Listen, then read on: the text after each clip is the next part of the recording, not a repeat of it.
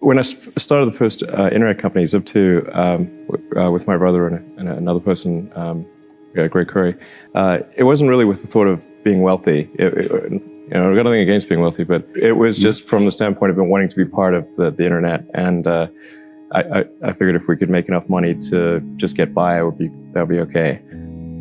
And when we started off, we literally only had like one computer, and so it would be our web server during the day, and I'd code at night. And we just got a small office in Palo Alto back when rent was not insane. It was cheaper than an apartment, so we actually just slept in the office and then showered at the YMCA at Page Mill, El Camino. So we'd walk over there and shower. Really liking what you do, whatever area that you get into, given that even if you're the best, there's always a chance of failure. So I think it's important that you really like whatever you're doing. If you don't like it, life is too short. If you like what you're doing, you think about it even when you're not working. I mean, it's something that your mind is drawn to. And if you don't like it, you just really can't make it work, I think. I think also people tend to overweight risk on a personal level. It's one thing if you've got, a mortgage to pay and kids to support, and that if you were to deviate from your job, how are you going to feed your family and pay the rent? And okay, that's understandable. But let's say you're young and you're just coming out of college or coming out of high school or whatever. What do you risk? You're not going to starve. I mean, right. It's really certainly not in any kind of modern economy. It's so easy to earn enough money just to live somewhere and eat food. Very easy to do. So I don't know what are they afraid of? They're mostly afraid of failure, I think. But people should be less risk averse when there's not much at risk. Tesla really faced this threat of death due to the Model 3 production ramp. Essentially, the company was bleeding money like crazy, and just if we didn't solve these problems in a very short period of time, we would die. And it was extremely difficult to solve them. How close to death did you come? Within single-digit weeks. 22 hours a day, or how many hours? Just working, so 7 days a week, sleeping in the factory.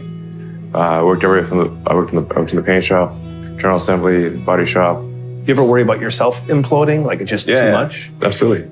No one should put this many hours into work. This is not good. And people should not work this hard. They should not do this. It's very painful. Painful in what sense?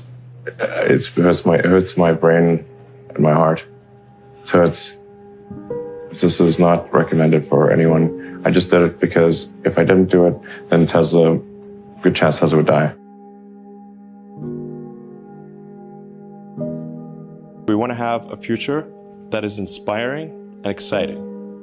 And what are the things that you find inspiring and exciting about the future? And I think a future where we are a space-faring civilization and out there among the stars, I think every kid gets excited about that. You don't even need to teach them. They just get it. It's like instinctive.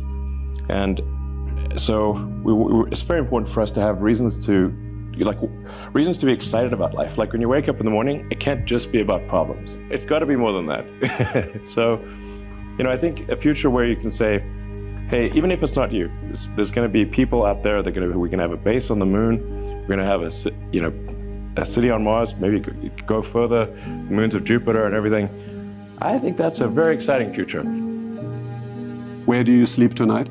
Tonight's in the factory. In the factory, not in a hotel? Well, technically in a conference room in the factory, but yeah. You sleep in a conference room in the not finished factory tonight? Yeah, it gives me a good feel for what's going on. When you were in college and developing these skills, you wanted to do some things that were of benefit to humanity. Why did you think that? Well, because not everyone does. Yeah, no, I guess it was, I had sort of an existential crisis of like, what does it all mean and what's the meaning of life? And I had sort of a dark childhood. It wasn't good. I was just trying to figure out what does it all mean? And actually, when I read The Hitchhiker's Guide to the Galaxy, which I think is a great work of philosophy, that sort of highlighted the point that very often the issue is understanding what questions to ask. And if you can properly frame the question, then the answer is the easy part. So I thought things that expand the scope and scale of human consciousness and allow us to better ask questions and, and achieve greater enlightenment, those are good things. And so that's sort of what can we do that's going to most likely lead to that outcome. Advice I'd give to people starting companies, to entrepreneurs in general, is really focus on making a product that your customers love. It's so rare that you can buy a product and you love the product when you bought it. There are very few things that fit into that category. And if you can come up with something like that, your business will be successful for sure.